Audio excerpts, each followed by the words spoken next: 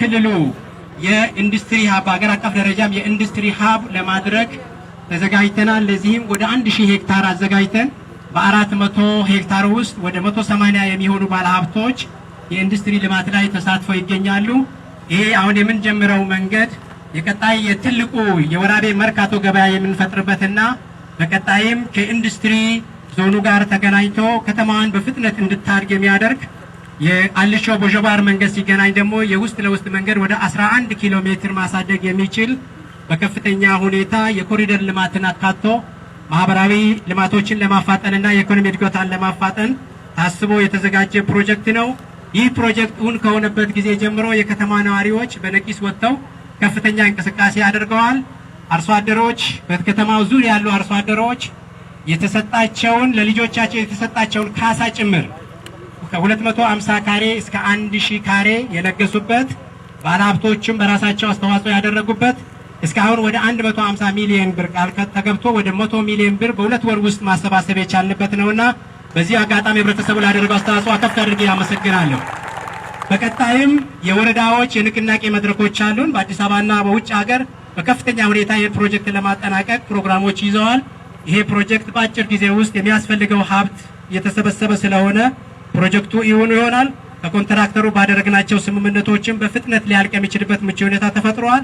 የካሳ ችግር የለበትም። ከካሳ ነፃ አድርገን የመጀመሪያ ዙር የመንገድ ከፈታ ያደረግንለት ስለሆነ በፍጥነት ለማጠናቀቅ ምቹ ሁኔታ ተፈጥሯልና በዚህ አካባቢ በተለይ መንገዱ የሚያልፍበት አካባቢ ብዙ የካሳ ጥያቄ ሳያነሱ የከተማዋን እድገት ፍላጎታቸው ስለነበረ የከተማዋ ነዋሪዎች ለዚህ ላደረጉት አስተዋጽኦም በክብር ርዕሰ መስተዳድሩ ፊት እንድታመሰግኑልኝ እወዳለሁ። ስለዚህ ከተማችን በቀጣይ በአገሪቱ የኢንዱስትሪና የአገልግሎት ማዕከል ለማድረግ ተክተን እንሰራለን። ይህንኑ ለማጠናቀቅ ለዜጎች ምቹና ሳቢ እንድትሆን የጀመርናቸው ልማቶች በዞኑና በአጠቃላይ በማህበረሰቡ ድጋፍ ተጠናክረው እንደሚቀጥሉ በዚሁ አጋጣሚ እያረጋገጥኩ ክብር ፕሬዝዳንት የዕለቱን መልእክት በማስተላለፍ ፕሮግራሙን በተለይ የግንባታ ስራውን እንዲያስጀምሩልን በአክብሮት ጠይቃለሁ። ትልቅ ያሰበ ሰው ትልቅ ነገር ለመፈጸም አይቸገርም። ፈጣሪም ያግዘዋል፣ ልጆቹም ያግዙታል። ወራቤ አሁን እያየን ያለነው እንቅስቃሴ እጅግ በጣም ጥሩ ነው። ወራቤን ከመመስረቷ በፊት ትንሽ ቤቶች ነበሩ። ወራቤ ቀድመው የተመሰረቱ ለምሳሌ እንደ ውልባራግ አይነት ከተማ ይበልጣት ነበረ። በዛን ጊዜ ወራቤ ከመመስረቱ በፊት ሻይ ቤት ድሮ የምታስታውሱ ከነበረ በራድ ቤት የሚባል ነበረ። ድሮ በራድ ሻይ ታስታውሳላችሁ? በሰማይ ማንቆርቆሪያ የሚፈላ አዎ፣ እሱ እንኳን አልነበራትም። እዚህ ዳሎቻ ብዙ በራድ ቤት ነበረ። ውልባራግ ብዙ በራድ ቤት ነበረ። አልከሶ ተመሳሳይ፣ ጦራ ተመሳሳይ፣ ሌሎችም ከተማዎች ተመሳሳይ። ግን እቺ ከተማ ከተመሰረተችና ስራ ከጀመረችበት ጊዜ ጀምሮ በጣም ለመሄድ ያረገችው ጥረት ሁላችንንም እጃችንን በአፍ አስጭኗል።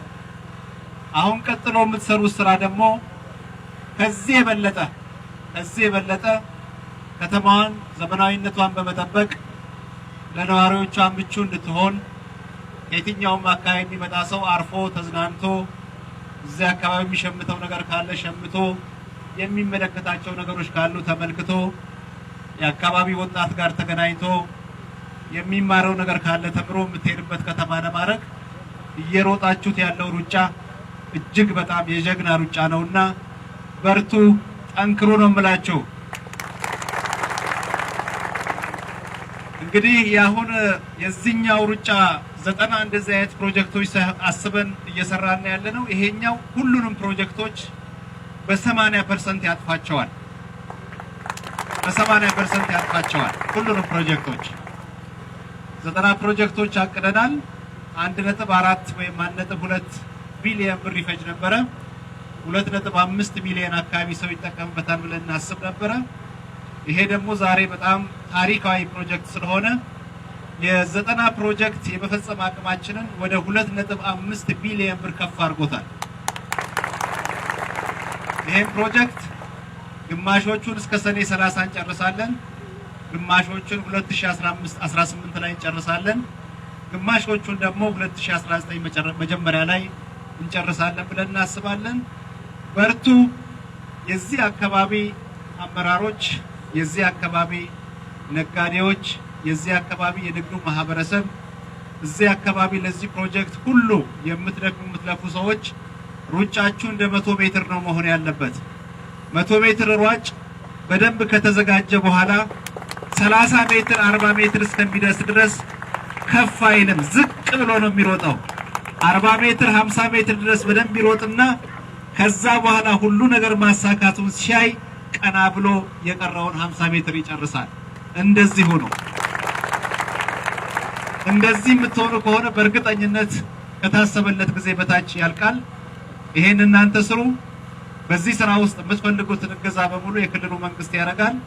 እኔም በግሌ ከኔ የምትፈልጉት እገዛ ካለ አቶ ዘይኔ ጋር እየተነጋገርን በመቀስቀስ ሀብታሞችን ለዚህ ስራ እንዲያግዙ በማድረግ ውጭ ሀገር በሚኖሩ ጉዞዎች በጋራ ሄደን በመቀስቀስ በማሳመን እንሰራለን። ይሄ የውስጥ ለውስጡን እናንተ ስሩ፣ ዋናውን ደግሞ እኛ እንሰራለን። በርቱ፣ ጠንክሩ። ሽማግሌዎች፣ አባቶች በጸሎታችሁ ብቻ አስቡን። እናንተ ጸሎት የምታደርጉ ከሆነ እኛ ጠንክረን እንሰራለን። ሰላም ደሩ፣ ሰላም ሁኑ።